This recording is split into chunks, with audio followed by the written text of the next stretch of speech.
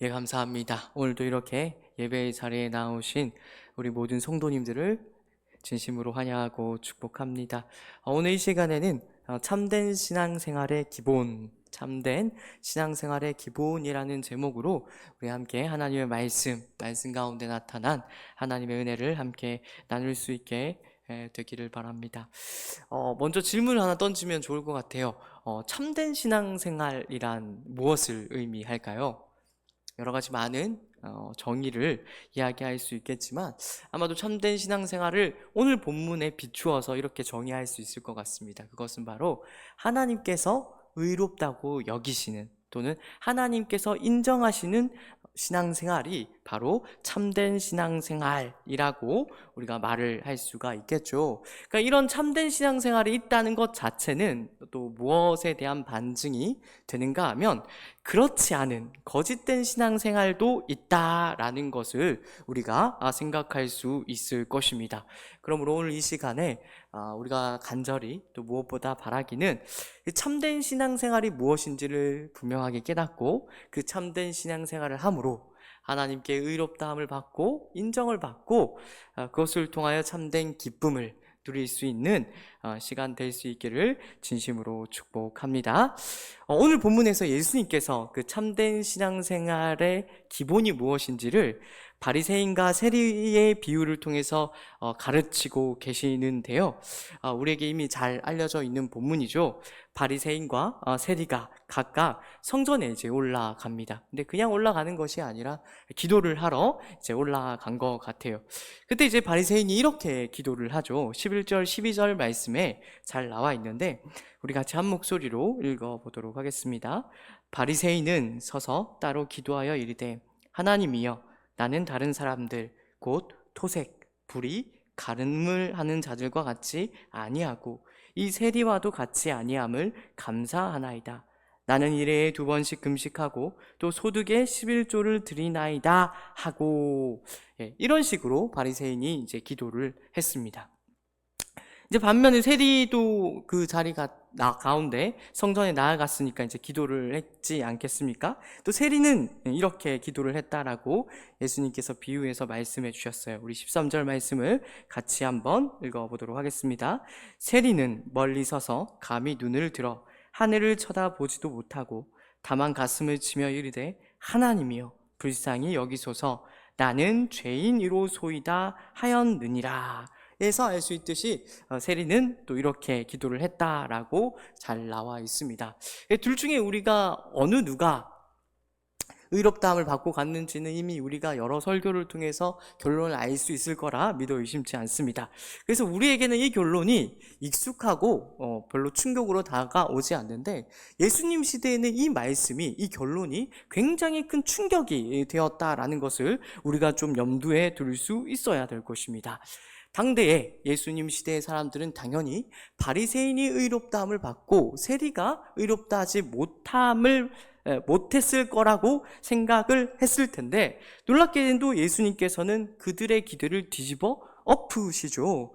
바리새인이 아니라 세리가 의롭다함을 받았다라고 오늘 비유의 결론을 우리에게 이야기하고 있는 것입니다.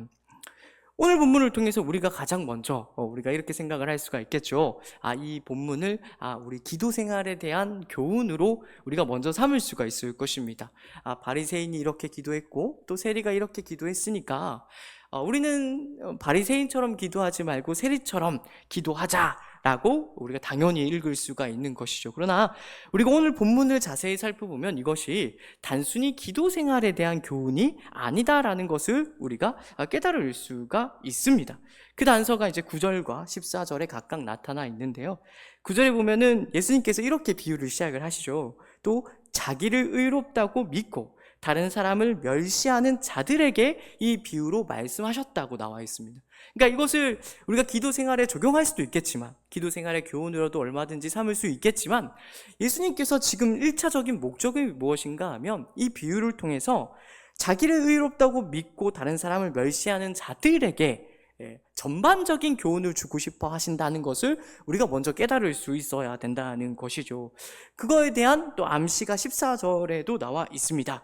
예수님께서 기도에 대한 결론으로 이 비유를 마치시는 것이 아니라 무릇 자기를 높이는 자는 낮아지고 자기를 낮추는 자는 높아지리라 라는 어떤 의미에서 신앙생활 전반을 아우르는 태도에 대해서 이제 그걸로 결론을 내리고 있는 것을 우리가 확인을 할 수가 있게 된다는 것입니다. 그러니까 다시 요약을 하자면 이 본문 말씀을 우리가 단순히 기도 생활에만 적용하고 그것으로 교훈을 삼을 것이 아니라 예수님께서 지금 하나님께서 의롭다고 하시고 하나님께서 인정하시는 참된 신앙생활이 무엇인가를, 그 기본이 무엇이고 그 본질이 무엇인가를 우리에게 가르치고자 하신다라는 것입니다.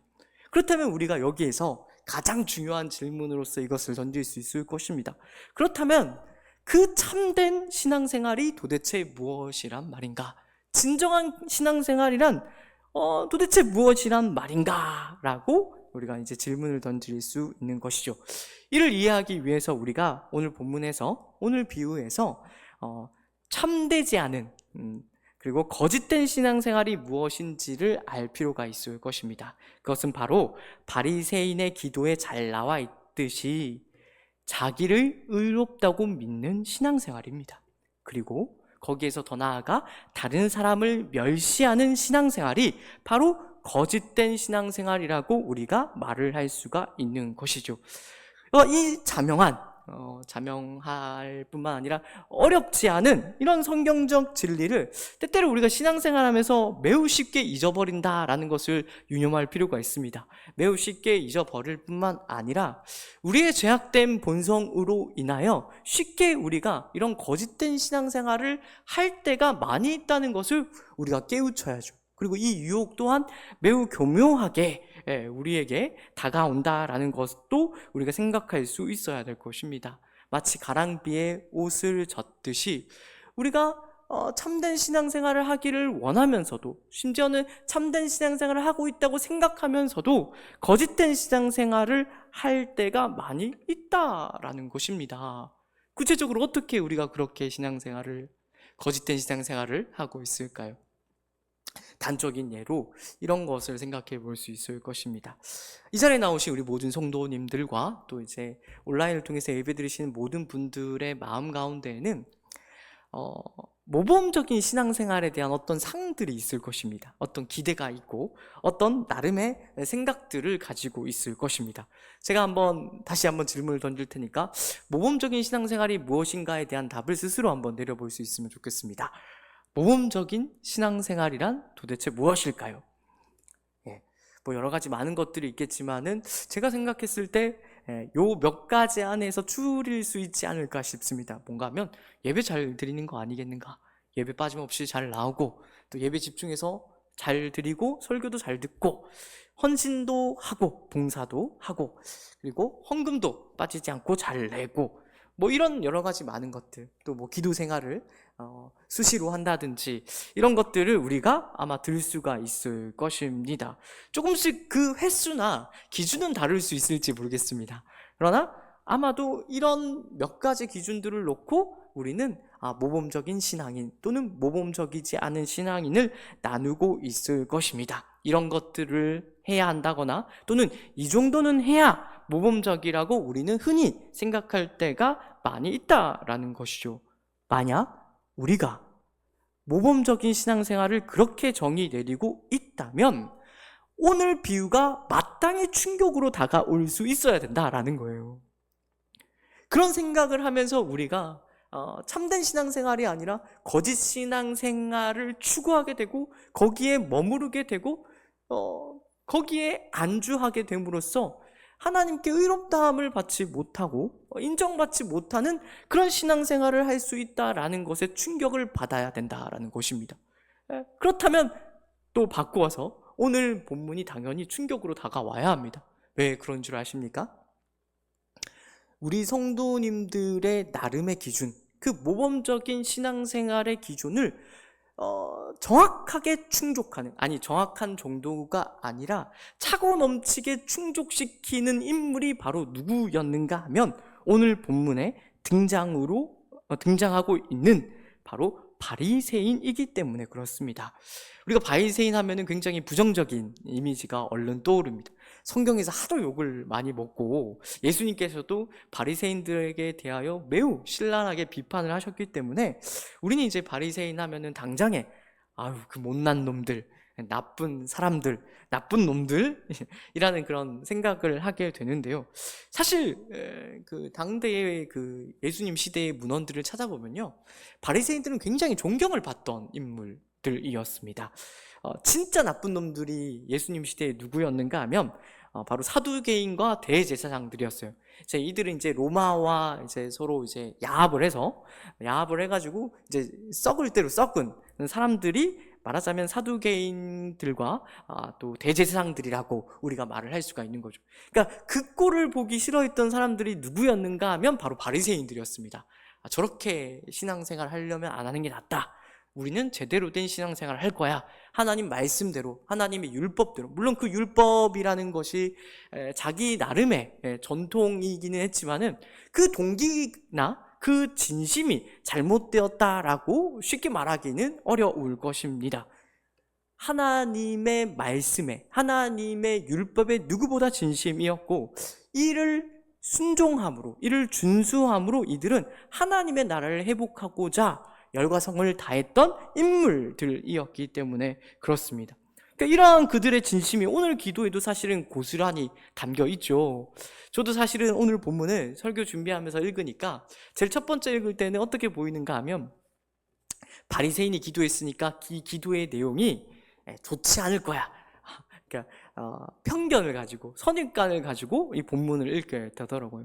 근데 이제 설교 준비를 하다가 보니까 제가 이제 여러 주석책들을 보게 되지 않겠습니까? 근데 이제 칼빈이 이 바리새인의 기도가 흠잡을 데가 없다라고 평가한 부분을 발견하게 되었습니다. 너무 충격인 거예요. 그러니까 왜 그렇지 않은가 하면 이 기도의 내용만을 놓고 보면 틀린 이야기가 없다라는 거죠. 다시 한번 우리 11절 12절 말씀을 읽어보도록 하겠습니다. 바리새인은 서서 따로 기도하여 이르되 하나님이여 나는 다른 사람들 곧 토색, 불의, 간음을 하는 자들과 같이 아니하고 이 세리와도 같이 아니함을 감사하나이다. 나는 일에 2번씩 금식하고 또 소득의 11조를 드리나이다 하고, 칼빈이 이 기도가 잘못되지 않았다고 말하는 이유는 이것입니다. 자기가 분명히 선행을 했는데 어떤 행위를 했는데 그 행위를 하나님께 감사를 돌리고 있다는 거죠. 그러니까 하나님으로 말미암아 내가 선행을 하고 있었다라는 것을 인식하고 고백하고 있기 때문에 이 기도의 내용 자체를 가지고서 문제를 삼기는 쉽지 않다라고 이야기를 하는 거예요. 심지어 그 뒤에 나와 있는 율법 준수의 내용들도 이제 문제가 될 수 있겠지만 이런 것들도 바리새인들의 열심과 진심으로서 읽을 수 있다는 거예요. 원래는 이제 율법에 명시되어 있는 대로, 구약에 명시되어 있는 대로 본다면 금식은 한 해에 한 번 의무적으로 하게 되어 있습니다. 이제 용키푸르라고 하는 대속죄일에 딱 한 번 금식을 하게끔, 금식을 의무로 하게끔 해놨는데 지금 오늘 본문을 보면은 바리새인이 진짜 진심이죠. 한 해에 한 번이 아니라 일주일에 2번 하고 있는 것을 우리가 알 수가 있습니다. 또 소득의 11조를 드리는 것, 어떤 신학자가 그러더라고요. 이때 소득의 11조란 자기 소득의 11조는 물론 시장에서 산 물건에, 근데 그 판 사람이 11조를 안 했던 것을 염두에 두고 그 사람의 11조까지 냈던 것을 일컫는다라고 이야기를 하더라고요. 그러니까 굉장히 이제 하나님의 말씀을 제대로 지키기 위하여 열과 성을 다했다라고 우리가 말을 할 수가 있는 것입니다. 그러니까 무슨 말을 하는가 하면 칼빈도 이야기하기를 이러한 바리새임의 진심을 우리가 쉽게 생각해서는 안 되고 또 쉽게 희화화해서는 안 된다라는 것이죠. 심지어 이 기도가 사람들에게 높임을 받으려고 한 것이 아니다라는 것도 우리가 볼 수 있어야 됩니다. 그러면서 어떻게 결론을 내린가 하면 이 바리새인이 하나님께 진심이었던 것은 맞지만 올바른 지식을 따르지 않은 것이 문제라고 이야기를 하고 있다라는 것입니다. 그러니까 그 바울이 로마서에서도 그런 이야기를 하지 않습니까? 유대인들이 올바른 지식을 따르지 않은 것, 열심은 있었지만 올바른 지식을 따르지 않은 것을 문제 삼았는데 이 바리새인도 마찬가지라는 거죠. 올바른지 않은 지식, 잘못된 지식을 따랐던 것을 지금 예수님께서는 문제 삼고 있다는 것입니다. 그렇다면 어떤 잘못된 지식을 가지고 있었을까요? 그것은 바로 인간의 노력을 통해서, 하나님의 도움이 있었다고 한들 인간의 노력을 통해서 의로울 수 있고 의롭다 함을 받을 수 있고 인정받을 수 있다라고 생각했던 것, 그리고 가장 결정적으로 그 의로움을 의지한 것이 문제라고, 잘못된 지식이었다라고 우리가 결론을 내릴 수가 있는 것입니다. 조금 어렵게 돌아가서 좀 쉽게 이야기하면 이렇게 말을 할 수가 있습니다. 무슨 이야기인가 하면, 바리새인이 열심으로 따른 잘못된 지식이 무엇인가 하면 자기가 노력하면 의로울 수 있다고 생각한 거예요. 노력을 해야만 하나님께 인정받을 수 있다라고 생각을 한 거예요. 그리고 반대로 누군가 의롭지 않다면 그 사람이 노력하지 않았기 때문에 의롭지 않았다라는 그런 생각을 은연중에 이 바리새인이 하게 되었다라는 것입니다. 그래서 저 세리와 같지 않음을 바리새인이 감사할 수 있었다라는 거죠. 좀 더 알아듣기 쉽게 직설적으로 말해볼까요? 바리새인이 가지고 있는 신앙의 가장 적나라한 표현을 이렇게 말을 할 수가 있을 것입니다. 세리, 네가 그 모양 그 꼴로 사는 것은 네가 그따구로 사니까 그런 거야 라고 요약을 할 수가 있다는 거죠. 신앙적인 열심을 내고 진심을 갖는 것은 참 좋은 일입니다. 마땅히 우리 모두가 그렇게 추구할 수 있어야 될 것입니다. 그러나 오늘 본문에서 예수님이 우리에게 도전하고 또 중요하게 가르치고자 하는 것은, 때때로 그런 우리의 열심이 위험할 수도 있음을, 그냥 위험한 정도가 아니라 매우 위험할 수도 있음을, 심지어는 하나님 앞에 의롭다함을 받지 못하고 인정받지 못할 수 있음을 가르치고자 하신다는 거죠. 제가 어떤 서점에 갔더니 그런 제목의 책이 있더라고요. 레리 오스본이라는 작가가 썼던데, 당신의 열심이 위험한 이유라는 그런 책을 봤는데, 정확하게 예수님께서 그 위험함에 대해서 우리에게 가르치고 계신다는 거죠. 그렇다면 우리가 하나님 앞에 의롭다함을 받고 인정받기 위해서는 어떻게 신앙생활을 해야 될까요? 이 질문은 오늘 설교의 진정한 주제와 맞닿아 있을 것입니다. 진정한 신앙생활, 참된 신앙생활의 기본과 본질은 무엇일까요? 그것은 바로 세리와 같이, 오늘 본문에 등장하는 세리의 기도에서 우리가 찾아볼 수 있는 것과 같이 자신의 죄인됨에 대한 민망한 의식을 가지고 하나님 앞에 늘 설 수 있어야 된다라는 것입니다. 중요하니까 다시 한 번 더 말씀드리겠습니다. 우리의 참된 신앙생활, 우리의 진정한 신앙생활의 기본과 또 본질은 무엇인가 하면 바로 답없는 자신의 죄인됨에 대한 민망한 의식을 가지고 하나님 앞에 늘 설 수 있어야 된다는 것입니다. 달리 말하면 답없는 자기 자신에 대하여 좌절하고 절망할 수 있어야 된다라는 것이죠. 답답하고 딱하여 안타까운 마음을 가지고서 우리 자신에 대하여 인식할 수 있어야 된다라는 거예요.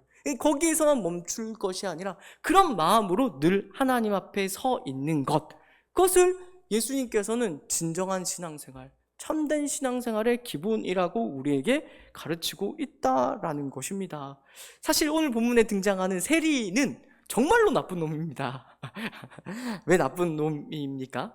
그러니까 참 성경이 우리가 이렇게 익숙하다가 보면은 이제 바리새인은 진짜 나쁜 사람인 것 같은데 세리는 이제 좀 덜 나쁜 사람인 것 같은 느낌을 받을 때가 있어요. 근데 당대 인식으로 놓고 보자면 세리는 제일 나쁜 놈입니다. 그러니까 오늘날에도 우리가 이제 역사 속에서 친일을 했던 사람들에게 대하여 매국노라는 그런 무시무시한 비판을 하고 분노를 지금까지도 하고 있지 않습니까? 그러니까 예수님 시대의 세리에 대한 인식이 정확하게 매국노와 같았다라고 생각하시면 됩니다. 친일파와 같았다라는 거죠. 실제로 세리가 한 일이 그거였지 않습니까? 로마 정권에 빌붙어서 자기 동족들에게 세금을 로마가 정한 대로 걷는 것이 아니라 자기가 얻을 그런 세금까지도 더하여서 과도하게 이제 세금을 걷었죠. 그것을 통해서 호의호식하고 큰 소리 치면서 떵떵거리며 살아갔던 자들이 바로 세리였다는 것입니다. 그런데 예수님께서는 오늘 본문에서 그런 말도 안 되는 죄를 짓는 세리가 오히려 의롭다 함을 받고 돌아갔다라고 말씀을 하고 계시는 거예요. 왜 그렇게 하실까요? 그 이유는 분명합니다. 진정한 신앙생활의 기본과 본질이 무엇인가를 선명하게 드러내시기 위하여 이런 대조를 우리에게 가르치고 있는 것이죠. 도덕적인 것 중요합니다. 우리가 종교적인 생활, 신앙생활 열심히 하는 것도 너무너무 중요할 것입니다. 그러나 예수님께서 오늘 비유를 통해서 우리에게 도전하시고 가르치고자 하시는 것은 이 세리와 같이 자신의 죄인됨에 대하여 좌절하거나 절망하지 않는다면, 답 없는 자기 자신에 대한 답답하고 딱하여 안타까운 마음이 없다면, 그렇게 하나님 앞에 서지 않는다면 우리가 참되고 진정한 신앙생활을 하고 있다라고 말할 수 없다라는 것이죠. 좀 더 쉽게 이야기해 볼까요? 안고 없는 찐빵이라는 것입니다.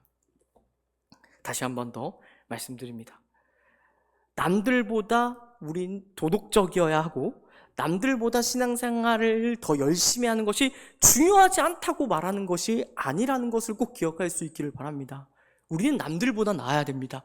예수 믿지 않는 사람들보다 도덕적으로 더 뛰어나야 하고 또 신앙생활도 마땅히 열심히 할 수 있어야 될 것입니다. 근데 예수님이 여기서 도전하는 것, 우리 죄인됨에 대한 인식이 없다면 안 된다라는 거죠. 첫 단추를 잘 깨어야 된다는 말이 있지 않습니까? 첫 단추를 잘못 깨면 나머지가 다 틀어지게 되어 있습니다. 그리고 성경에 보면 이런 비유도 등장하지 않습니까? 모래 위에 집을 짓지 말아야 한다라고 예수님께서 가르치지 않았습니까? 말하자면 이것이죠. 이런 신앙생활의 기본이 제대로 되어 있지 않으면, 이런 기본 없이, 이런 토대 없이 그저 열심과 진심만을 가지고 있다면 우리의 신앙생활이 진정한 것이 아닐 수 있다라는 것을 우리가 깨달을 수 있어야 된다는 것입니다. 우리가 정말로 하나님께 의롭다함을 받고 또 인정받기 위해서는 내가 봐도 답이 없는 우리 자신에 대하여 안타깝고 안쓰러운 좌절감과 절망감을 가지고 우리 주님 앞에 나아갈 수 있어야 된다는 것입니다. 주님의 은혜가 아니면 나는 아무 소망이 없다라는 인식을 우리는 매 예배의 순간마다 깨달을 수 있어야 된다는 것이죠. 그 인식 위에서만 우리는 비로소 단추를 잘 꿰는 것일 수가 있고, 더 나아가 반석 위에 집을 짓는다라고도 말을 할 수가 있는 것입니다. 비로소 그런 인식 위에서 우리는 제대로 된 신앙생활을 할 수가 있다는 것이죠. 이건 어려운 이야기가 아니라 어떤 의미에서 당연한 이야기라고 할 수 있습니다. 우리가 신앙생활을 이렇게 정리할 수 있을 것 같아요. 예수님께서도 율법을 이렇게 요약하셨는데, 하나님 사랑과 이웃 사랑이라고 요약하시지 않았습니까? 그러니까 이 신앙생활을 잘한다라는 말은 예수님께서 우리에게 주신 그 계명들을 잘 지키는 것입니다. 그런데 만약에 우리가 우리의 노력을 통해서 의로울 수 있다고 생각을 한다면, 그렇게 의롭다 인정을 받을 수 있다라고 생각을 하게 된다면, 당장에 노력을 안 하고 대충 신앙생활을 하는 사람들을 고깝게 볼 수밖에 없겠죠. 비판하고 비난하고 정죄하게끔 될 것입니다. 그러면서 우리가 은밀한 어떤 우월감을 느끼게 될 수도 있다라는 것이죠. 무슨 얘기냐? 내 노력을 통해서 의롭게 될 수 있다고 생각한다면 이웃을 진정으로 사랑할 수가 없게 된다는 것입니다. 하나님도 당연히 진정으로 사랑할 수가 없게 되죠. 내가 행한 것에 대한 보상을 하나님께 바라게 될 것입니다. 하나님, 제가 이렇게 열심히 신앙생활 했으니까 저에게 콩고물이라도 더 좋은 상이라도 주셔야 되지 않겠습니까? 이것 자체를 바라는 것이 잘못되었다고는 할 수가 없죠. 그리고 실제로 하나님께서 우리가 신앙적으로 열심을 할 때 상을 주시기도 합니다. 그러나 이것이 마치 당연한 것이 되어버린다면 우리는 하나님을 사랑하는 것이 아니라 하나님께서 주시는 세상적인 보상을 더 사랑하는 것일 수 있다는 것을 우리가 깨달을 수 있어야 될 것입니다. 즉, 내 힘으로 의로울 수 있다면 하나님도 우리가 제대로 사랑할 수가 없고요, 이웃도 제대로 사랑할 수가 없으므로 진정한 신앙생활을 할 수가 없다라는 거죠. 오히려 살벌해집니다. 냉정해집니다. 눈이 예뻐지지가 않습니다. 그죠? 우리가 사도행전을 통해서 확인하고 있습니다만은, 그래서 사도 바울이 예수 그리스도를 만나 회심하기 전에 그렇게 교회를 핍박하고 폭력으로 박해했던 것이 아니겠습니까? 은혜로 된 것이 아니라 자기 노력을 통하여, 자기 진심과 열심을 통하여 의로울 수 있다고 생각했기 때문에 사도 바울은 다른 사람들을 받아들일 수가 없었던 것입니다. 인정할 수가 없었다는 것이죠. 그러나 기억하십시오. 그런 신앙생활은 진정한 것이 아닙니다. 하나님께서 의롭다고 하시지도 않고 하나님께서 인정하시지도 않는다라는 것을 기억할 수 있어야 된다는 것이죠. 우리 모두는 오직 은혜로만 의로울 수 있다는 것을 기억할 수 있어야 할 것입니다. 이것이 우리 진정한 신앙생활의 기본이자 본질이 된다라는 것을 꼭 기억해 주십시오. 그렇게 이해할 때 비로소 우리가 우리 주변에 있는, 우리 곁에 있는 사람들을 다른 시선으로 바라볼 수 있게 됩니다. 그 답없는 나 자신을 오직 은혜로 구원해 주신 하나님의 은혜, 예수 그리스도 안에서 우리를 오직 은혜로만 받아 주신 그 하나님의 은혜를 우리가 안다면 우리 주변에 있고 우리 곁에 있는 답없는 이웃 안에서 나 자신을 보게 되는 거죠. 이해하게 되는 것입니다. 그리고 그 이웃에 대하여 오래 참을 수 있게 되고요, 용서도 할 수 있게 되고요, 긍휼과 자비를 가질 수 있게 되기도 하는 것입니다. 말하자면 사랑을 할 수도 있게 된다는 것이죠. 마태복음 18장에 나타난 비유식으로 이야기해 볼까요? 10,000달란트 빚을 탕감받은 것을 아는 자만이 100데나리온 빚진 자를 용서할 수 있게 된다는 것입니다. 10,000달란트라 그러면 얼른 와 닿으시죠? 10,000달란트는 20만 년치 연봉입니다. 20년이 아닙니다. 20만 년치 연봉이니까 사람이 갚을 수가 있을까요? 없을까요? 도무지 갚을 수가 없습니다. 살아있는 동안에 죽었다 깨어나도 24시간 일해도 갚을 수 없는 금액이 바로 10,000달란트입니다. 그러나 왕은 그 10,000달란트 빚진 자를 탕감해 주었다는 것을 기억하십시오. 이 자리에 나오신 우리 모든 성도님들이 하나님께 대하여 그와 같은 10,000달란트 빚을 탕감받았다라는 것을 기억해야 된다는 것이죠.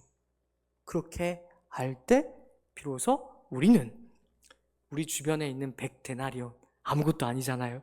10,000달란트에 비하면 비로소 이해하게 되고 오래 참을 수 있게 되고 용서를 베풀 수 있게 된다는 것이죠. 이와 같은 놀라운 참된 신앙생활의 기본을 잘 기억할 수 있는 오늘 말씀이기를 진심으로 축복합니다. 어떤 진심이나 어떤 열심에 우리가 당연히 가지고 있어야 하겠습니다만은 거기로 나아가지 마시고 우리가 하나님 앞에 죄인됨에 대한 인식을 가지고 있는지를 점검할 수 있기를 진심으로 축복합니다. 네. 그렇게 할 때 우리 모두는 당연히 하나님의 긍휼하심을 입게 될 것입니다. 멀리 갈 것이 아니라 우리가 다른 누군가를 보기 전에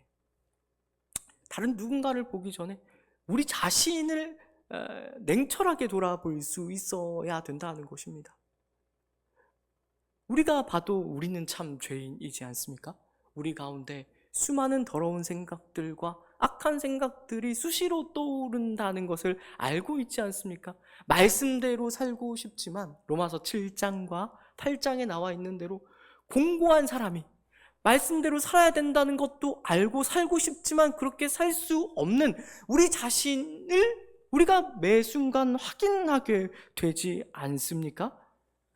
그런 우리를 하나님께서 오직 은혜로 받아들여 주셨음을, 예수 그리스도의 보혈의 은혜로서 우리를 받아들여 주셨음을 우리는 기억할 수 있어야 할 것입니다. 이것을 우리가 분명히 붙들 때 우리가 제대로 된 신앙생활을 할 수가 있게 되는 것이죠. 누군가 그러더라고요. 우리가 제대로 된 신앙생활을 하고 있는가 안 하고 있는가를 확인하는 가장 좋은 것은 내가 지금 자랑을 하고 있는가 또는 감사하고 있는가를 통해서 알 수 있다고요. 우리 성도님들은 어떠십니까? 나는 자랑하는 신앙생활을 하고 있습니까? 아니면 감사를 고백하는 신앙생활을 하고 있습니까? 우리가 실제로 남들보다 잘난 부분이 있습니다. 없지 않아요. 그러나 그때에도 우리가 기억해야 될 게 있어요. 우리가 남들보다 나은 것은요, 절대로 우리가 잘났거나 우리가 잘해서 우리가 남들보다 나은 자리에 있는 것이 아니라요, 하나님께서 예수 그리스도 안에서 우리 모두를 은혜로 먼저 불러주셨고 길러주셨기 때문이라는 것을 기억할 수 있어야 될 것입니다. 우리 찬양으로도 종종 부르잖아요. 나의 나 된 것은 하나님의 은혜라. 이 사실을 정말로 알고 계시다면 이제는 십자가에 달리신 예수 그리스도의 은혜에 감사하며 예수 그리스도와 같이 기도할 수 있게 되기를 진심으로 축복합니다. 어떤 기도 예수님이 들으셨죠? 주여 저들의 죄를 사하여 주옵소서. 자기들이 하는 것을 알지 못함이니이다. 저들의 죄를 사하여 주옵소서. 자기들이 하는 것을 알지 못함이니이다. 그 예수님의 은혜로 우리가 이 자리에 있는 것입니다. 그렇다면 우리도 마땅히 예수님이 하신 기도를 따라 할 수 있어야 될 것입니다. 멀리 보지 마십시오. 우리 바로 옆에 있는, 우리 곁에 있는 가족과 이웃들을 돌아볼 수 있기를 바랍니다. 내가 먼저 받은 은혜를 기억하여 저들을 이해하고 오래 참고 용서할 수 있기를, 긍휼한 마음과 자비한 마음을 가질 수 있기를, 무엇보다 이제는 넉넉히 짐을 내가 져주겠노라고 결단할 수 있는 우리 모든 성도님들 되기를 바랍니다. 그렇게 할 때 어떤 복이 임하겠습니까? 우리 가운데? 저는 이렇게 성경을 따라 말을 할 수 있을 거라고 생각합니다. 그렇게 할 때 하나님 나라가 우리 가운데 임하는 것입니다. 우리가 흔히 생각하기로는 어떤 상황과 환경이 바뀌어야만 하나님의 나라가 임한다고 생각할 때가 많잖아요. 돈이 좀 더 있다거나 혹은 건강해야 한다거나 인간관계가 좀 더 잘 돼야 된다거나 어떤 성공이 있어야만 우리 가운데 하나님의 나라가 임한다라고 생각될 때가 종종 있는데 그렇지 않죠. 성경은 분명히 이야기합니다. 그런 상황과 환경은 언제나 부차적이라고 합니다. 우리가 하나님의 말씀과 하나님의 통치에 순종하여 예수 그리스도를 닮을 때 그때야 하나님의 나라가 임한다라고 성경은 이야기를 하고 있습니다. 그렇게 오늘 말씀을 결론으로 삼을 수 있기를 바랍니다. 하나님께 의롭다 인정하심을 받고 하나님의 나라를 이루어 나가실 수 있는, 그래서 오늘 설교의 제목으로도 삼은 것과 같이 참된 신앙생활을 해 나가실 수 있는 우리 모든 믿음의 성도님들 될 수 있기를 진심으로 축복합니다. 오늘 말씀의 결론으로 우리 좀 큰 목소리를 읽고 마쳤으면 좋겠어요. 에베소서 4장 23절인데요. 에베소서 4장 32절부터 5장 2절까지 우리 큰 목소리로 오늘 말씀의 결론으로 삼고 크게 합독하도록 하겠습니다. 4장 32절부터 5장 2절까지 쭉 이어서 한 목소리로 읽도록 하겠습니다. 서로 친절하게 하며 불쌍히 여기며 서로 용서하기를 하나님이 그리스도 안에서 너희를 용서하심과 같이 하라. 그러므로 사랑을 받는 자녀같이 너희는 하나님을 본받는 자가 되고 그리스도께서 너희를 사랑하신 것 같이 너희도 사랑 가운데서 행하라. 그는 우리를 위하여 자신을 버리사 향기로운 제물과 희생 제물로 하나님께 드리셨느니라. 아멘. 기도하겠습니다. 사랑과 은혜가 많으신 하나님 아버지, 은혜를 감사합니다. 오늘 말씀을 통하여서 우리에게 참된 신앙생활이 무엇이며 또 어떻게 해야 하는 것인지를 가르쳐 주시니 참으로 감사합니다. 그렇습니다, 주님. 우리가 오직 은혜가 필요한 죄인임을 고백합니다. 우리의 어떤 잘남, 우리의 어떤 자격, 우리의 어떤 조건을 하나님 앞에 들이내미는 것이 아니라 참으로 답이 없고 참으로 소망이 없지만 예수 그리스도 안에 주어진 그 하나님의 은혜만이 우리를 살릴 수 있는 줄로 알아. 그 은혜 우리가 붙들며 이 자리 가운데로 나아갑니다. 그런 우리를 아버지 긍휼히 여겨주시고 그 은혜 안에서, 그 은혜의 토대 아래서 참되고 진정한 신앙생활을 해나갈 수 있는 우리 모두가 되게 하여 주옵소서.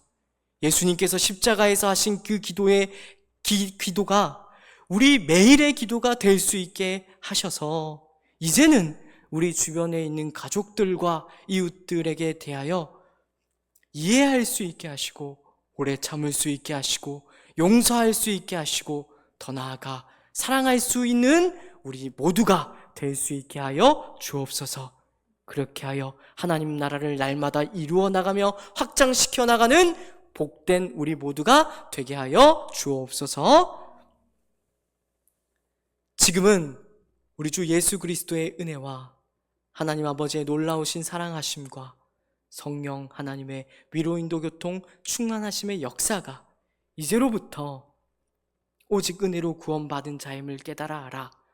이제는 우리의 가족과 이웃을 사랑하기로, 오직 은혜로, 오직 자비와 긍휼로 품기로 결단하는 모든 주의 자녀들 위해 이제로부터 영원까지 함께 있을지어다. 아멘.